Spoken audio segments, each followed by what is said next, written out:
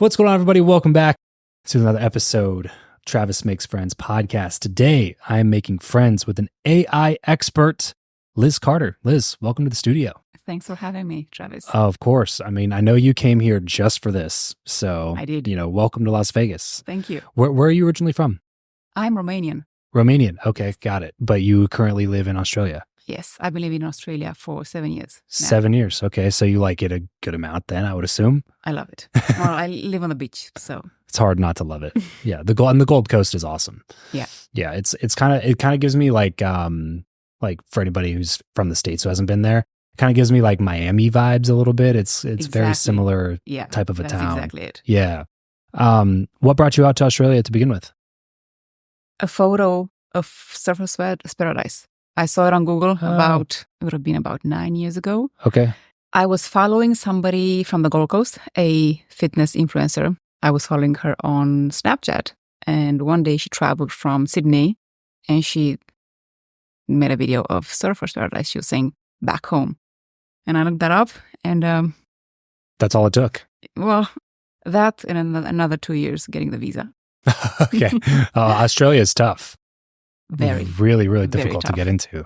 It was a big milestone to get the visa, and then another one to become a citizen. Yeah. But now we're past that. Well, at least you got there before COVID. I assume it would have been a nightmare trying to get there. Like After around that time. I wouldn't know. Yeah, I was there with COVID. Yeah. Yeah. But you're only in the States for what, a week or two? Even less. Just to do some shows. Yeah, I'm And just coming from Cabo. I was at a Good for you. mastermind and just passing by Vegas and then back home to work. wow. All right. Well, I'm glad you took the time to join us on the show while you're in town, Liz. Let's go back to the beginning here. Dive into the story. Let's say 10, 11-year-old Liz Carter. You're in Romania, I'm assuming, but besides that, set the scene for me and tell me what life was like at that time for you. Wow, that's a good question.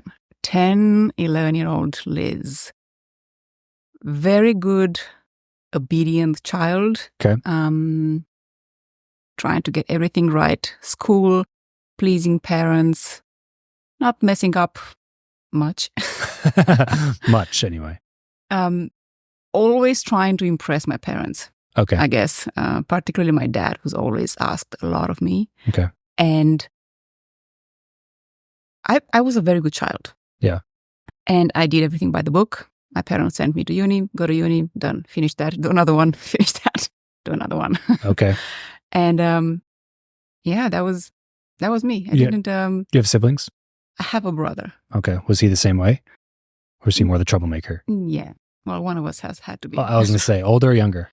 Younger. Okay. Yeah. So you were kind of showing the stability path and then he had to go the other path. Yeah. Yeah. How did you enjoy school? You like school? I did. I can't say I was a brilliant student pupil, but I always worked extra in order to make up for what I thought was lacking. So Sure. that kind of stuck with me Yeah. over yeah. the years, going through uni, going back home, running the business with my dad.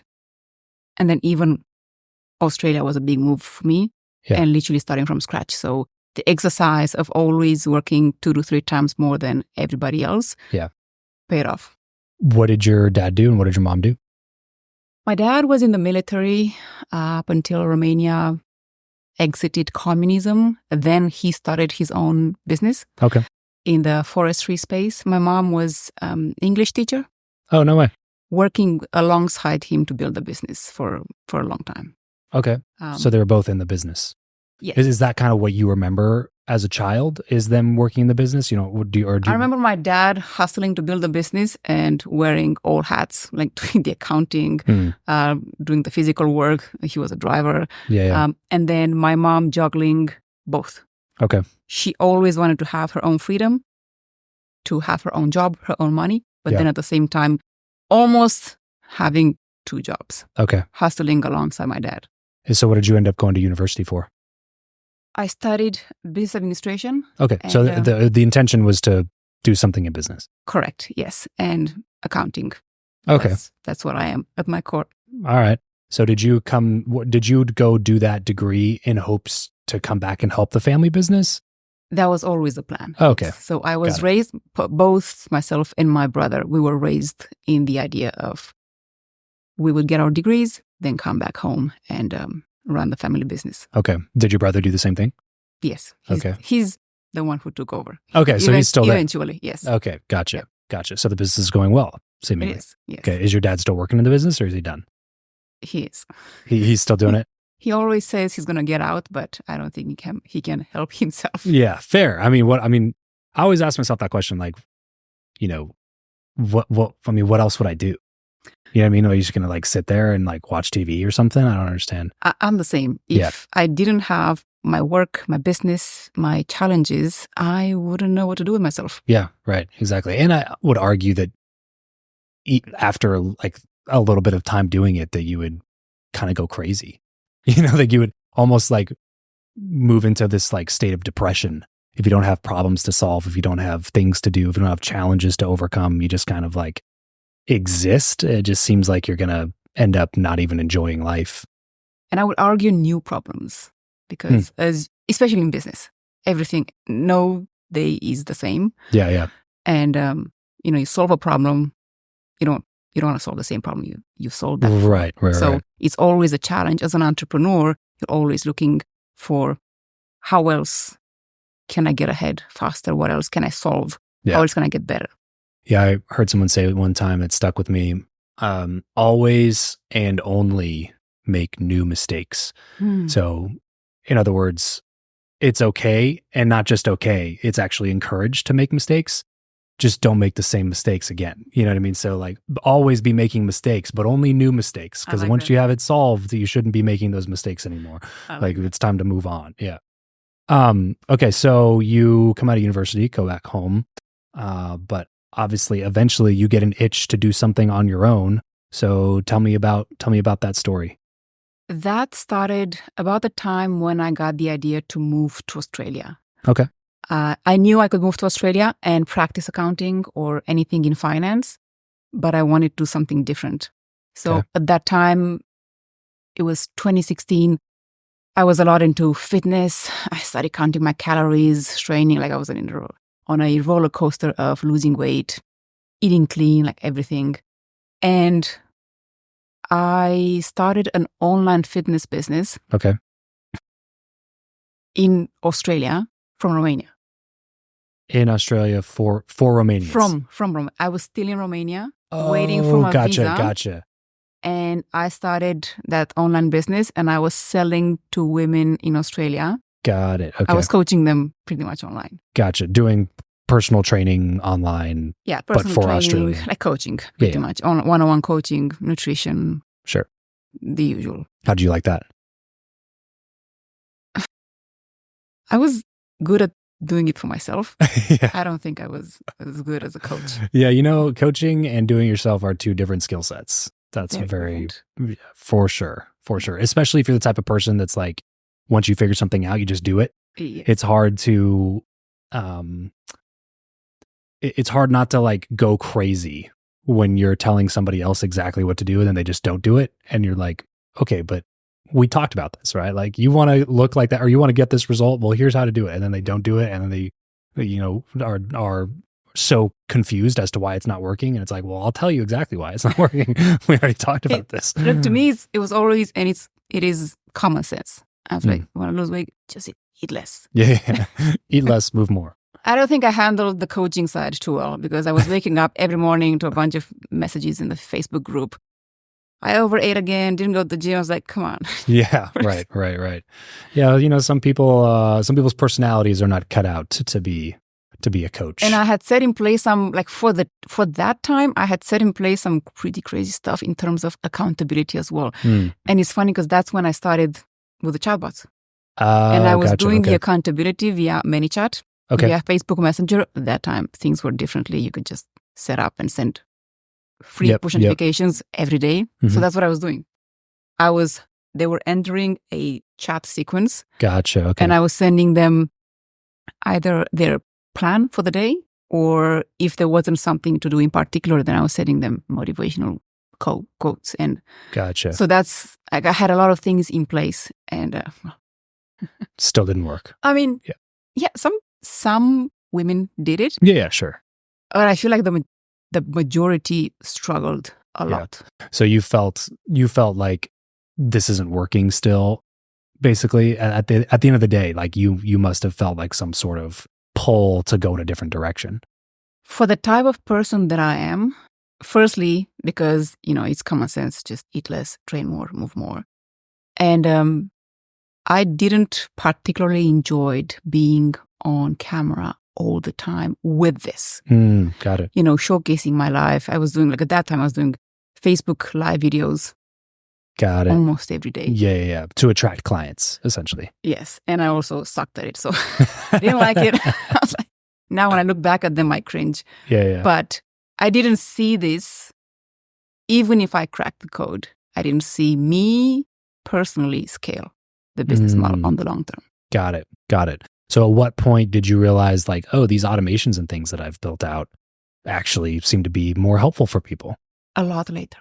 A lot later? So I ran this online fitness business between 2016, 2018. Okay. And I closed it down when my grandma died and I was struggling. I was going through a personal moment and I just didn't want to go on camera. I didn't want to do anything. Just completely shut it down. Yeah. And I went and got a job as an accountant. Okay. Ish. It was for a Microsoft partner. Okay. Implementing one of Microsoft's ERP systems. And I totally put that to aside. I wasn't thinking chatbots, wasn't thinking my business, I just want a job. Gotcha. That pays the bills. That's Yeah, sure.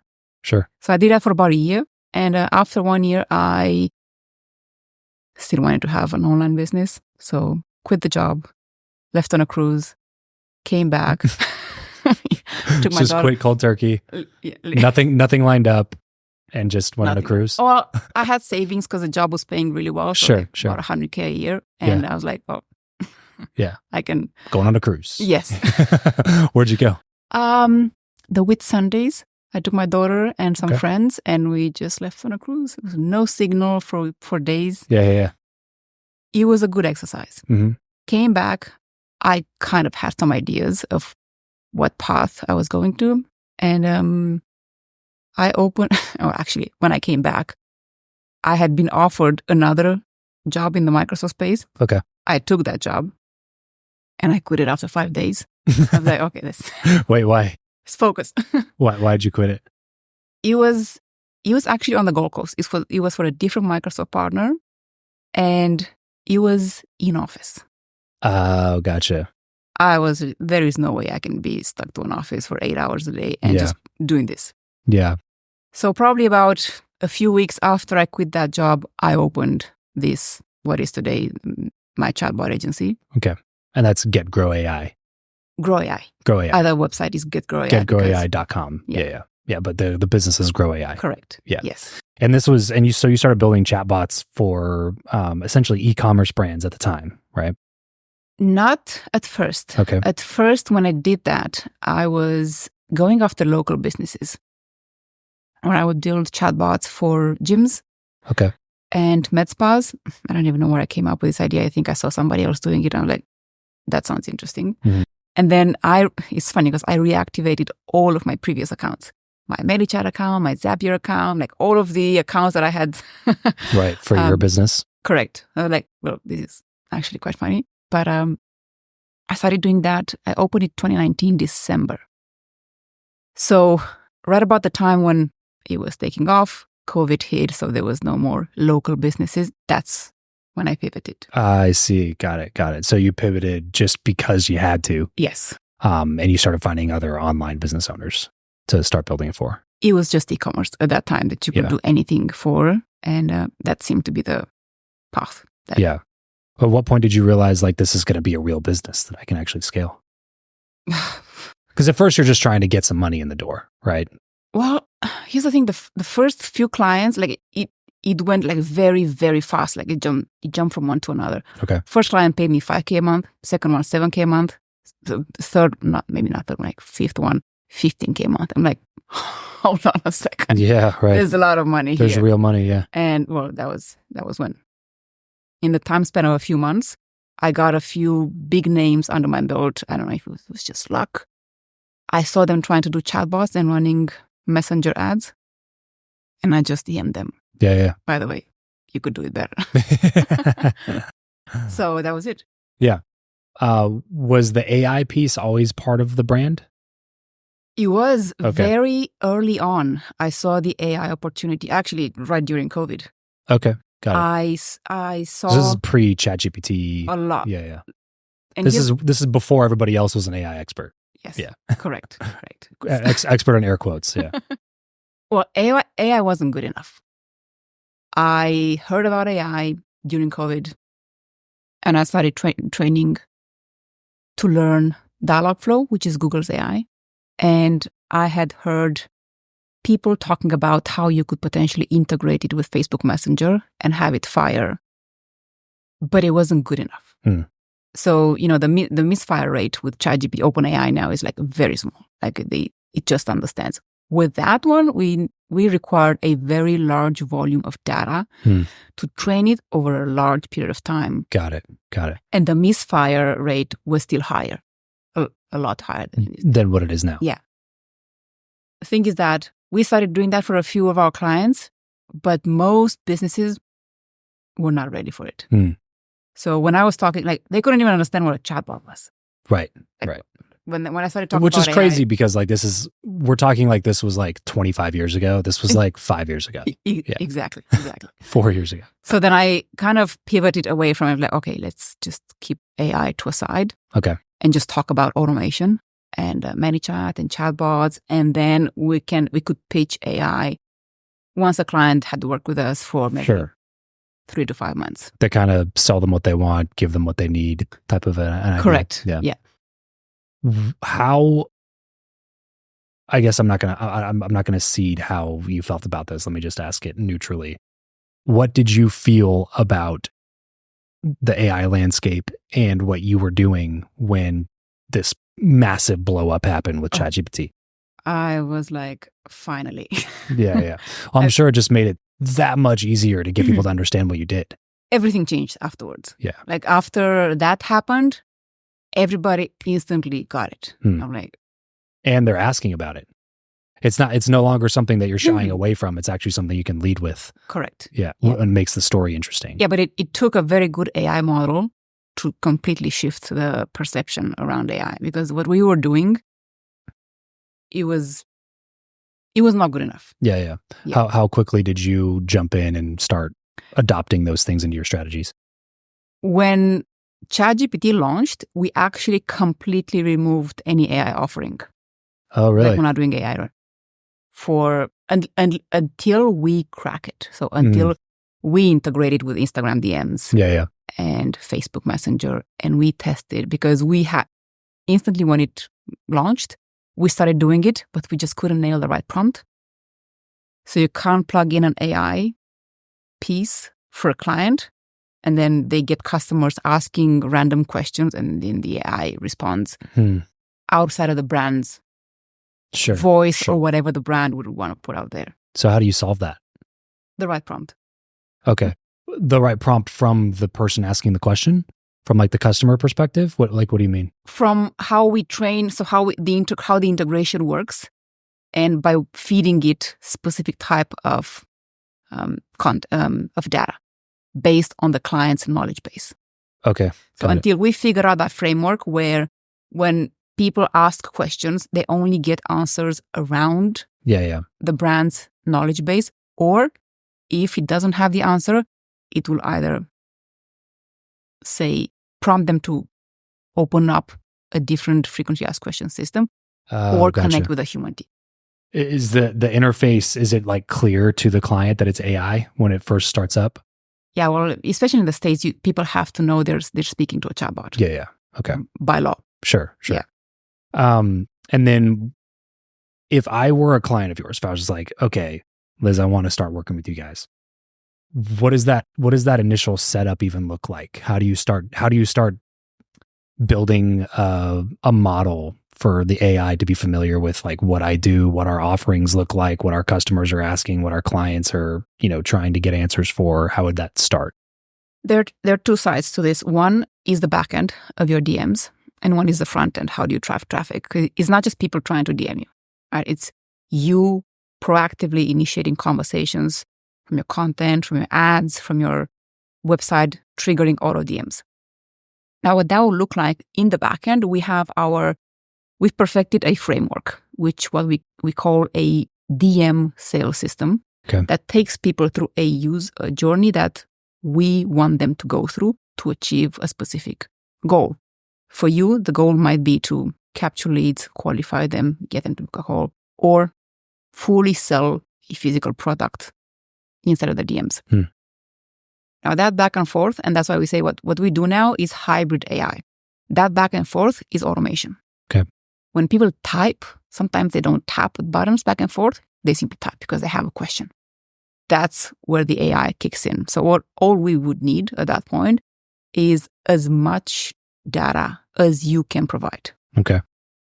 Ideally frequently asked questions, and going deep into the context. So what they ask first, okay, then what if they ask a follow-up question to the first question and expanding on how complex you want it to be, or simply getting the AI to simply respond to the initial question that people ask. And then if they need more help, get human support. How long do you typically find that process takes? Just the automation piece, it usually takes us about 7 to 10 days to fully build it out and integrate the DMs with all of the other tools like email, SMS, Ads Manager. So they got to speak in real time for people to have a good experience. But with AI, it takes 2 months-ish. It depends on how complex your business is. Yeah. Because we need to launch it and then start to understand how people progress, understand where it's misfiring, fix that, train again. Gotcha. So how long do you typically work with your clients then? We've had clients up to 18 months. Oh, okay. Gotcha. Because we don't just we do the build, but then we also handle the front end. Because just having... You work on driving traffic? Correct. Got so it. that is the day-to-day. Okay. What do you specifically do for traffic? Pretty much everything. Content is mainly the first piece. Okay. So our clients... Just organic? And paid. Okay. So our clients need, when they sign with us, they need to commit to posting 3 times a week. Gotcha. Okay. And so as a part of our done for you service, service, the posting is kind of like, there's always a call to action to say like, DM me the word, whatever. Well, in the post, you wouldn't say DM, you would say comment. Okay. So you want to keep them on the post itself always. Okay. In the story, then you would say DM. Okay. Gotcha. So the different call to actions. But to answer your question, yes, it's pushing more traffic to the DMs, usually through socials. So posts, reels, stories, live videos, collaborations with influencers. Everything you can do, even story mentions. And you do paid traffic as well? Or do you just like recommend strategies? So we handle one side of the paid traffic just because all of the clients who come to us already have a media buyer. Yeah. So what we've faced in the past, we used to do the paid traffic. That would almost always backfire because the media buyer almost saw us as a competition. Yeah. So I'm like, this is not working. Yeah. Well, and they're two totally different. Yes. Like tasks. Like media buying is by itself. And media buying is media buying. Like the media buyer knows it's not just about the chatbot and setting up the chatbot ads, but they know their audiences, whatever they're split testing with their other ads, creatives, copy needs to be done with the chatbot. So what we're doing now is we're actually training the media buyer on how to properly set up chatbot ads. There's a bit of a trick there on how to optimize it for conversions. Okay. Because by default, Ads Manager prompts you to optimize them for conversations, which is great, but not if you want to sell. Got it. Because the algorithm will go after people most likely to chat, but they don't have buying power. Gotcha. Okay. So there's a specific type of ad that you're trying to get people to run. Correct. Yeah. Yeah. And it always leads to the DMs. Always. So when tapped.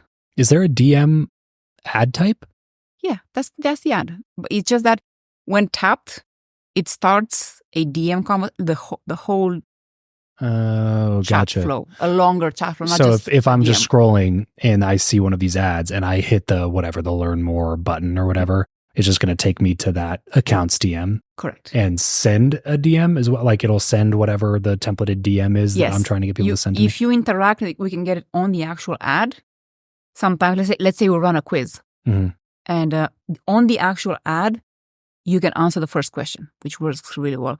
And then you get an auto DM with a second question, and you instantly continue the conversation from there. Gotcha. Okay. What are the client types that you see the most success with now? So what we've mainly worked with e-commerce coaches, course creators. The most successful that we've seen, that we've had to date, has been e-commerce with traits of a course creator, meaning they're selling a good product. Like, to give an example, it was a fitness influencer selling a fitness product, physical product. Like a supplement or something like that?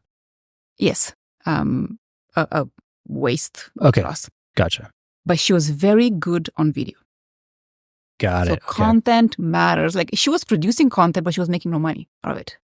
So when she started putting out our type of content, she got 5x the reach for every single one of the posts. And each of the posts makes anywhere between 2 to 8K. What type of stuff are you teaching people to do in the post that makes that big of a difference for somebody who's already a content creator? Yeah, so we have a lot of SOPs around this, but mainly as a part of our Done For You service, my team researches the industry. We know what works. We have so many clients. We know exactly what works with the other client. We're simply just getting them to model. So there's a bit of a tweak to the content structure they put out. Obviously, maybe an overlay with comment X to get Y. Yeah. The captions at the same time. But one important piece is that it needs to be mainly educational, entertaining. Educational works really well. Okay. Particularly in the fitness space, really well. Even we have clients coming to us that they don't want to sell with this system. They only want to educate. And so what we're seeing is that we're putting out so much content that leads to the DMs. And in the DMs, we're capturing people's emails every single time just to unlock that piece of educational content. And because we're tracking in the back end everything, we see all of these people buying afterwards. Got it. Because ManyChat, we also have our revenue software that we've built that bolts on top of ManyChat. Otherwise, there's no way to see what's happening. Gotcha. So it helps you actually with attribution? Massively. So we're using the email address to attribute all the sales, and we're matching that in real time. So our software connects DMs with email and your website in real time, and based on what people are doing in the bot and what we want them to do, then it starts new conversations until people take that action. Is there a certain price point that you found, like offer price point, that works better one way or the other? Average order value is anywhere between 50 to 500 works really well on physical products. And that can be sold directly in the DMs? Absolutely. Okay. Yeah. And then, we've had some $3,000 average order values that the bot sold. Yep. Wow. Bikes. Wow. And then with courses, $997. $997? Yeah. And that's all sold in the DMs? All of it. But we follow a specific path where we don't just present them, we don't just pitch the 1K course. Sure. We pitch them a downsell, maybe a $47.97. We get them hyped up. They buy that. Then we follow up a few times, educate them more around what that course creator is doing. Okay. And then ultimately we pitch either directly pitch or get them to watch a webinar and then follow up. Got it. Okay. And then anything above that is like book a call. Ideally, yeah. You start getting into the thousands we're just using it, book a call, but using it to warm them up before the call. So and educating. Do some qualification maybe as well? Yeah. Okay. Yeah. Well, this has been fascinating. Who like, are there any people that you're looking for now that you're like hoping that you can work with? Like anybody that you're like, man, if we could get one of these types of businesses in, I think this would work really well for this, but we just haven't tested it yet. I wouldn't say a specific type of business that we haven't worked with. What our data is telling us is that any business selling a physical product, info product, or coaching, even affiliate works, that has an Instagram account that is getting consistently 1 to 2K views per reel, and they're not monetizing it, we usually 5x those views and then turn them into sales. Mostly automated. Not 100%, but about 95%.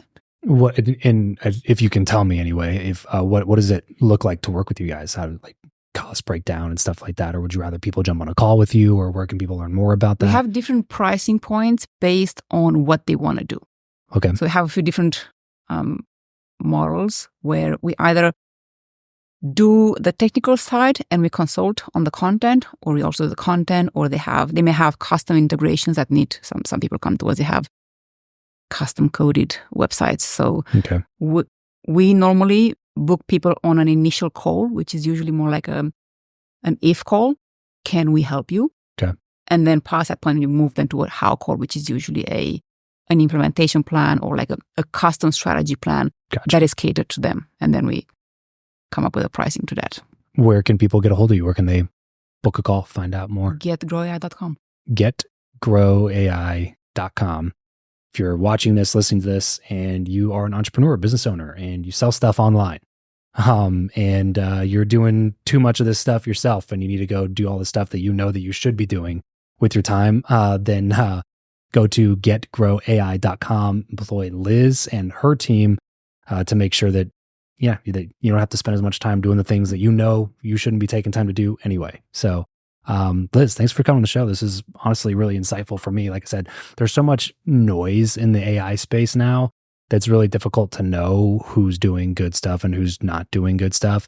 So I like talking with people who have been doing this longer than like ChatGPT's been around, because it tells me you just have like a more holistic understanding of what the process looks like without OpenAI. And then it just means like, oh, now we have that. Well, now it's easier for us to actually, integrate with some of these other systems, and we're getting better hit rates, better responses, and we don't have to train it as much. And it's just like, well, that I feel better about it that way, which is why I was happy to bring you on the show. So thanks so much for coming on. Anything else you'd like to leave everybody with? Any last minute words of wisdom?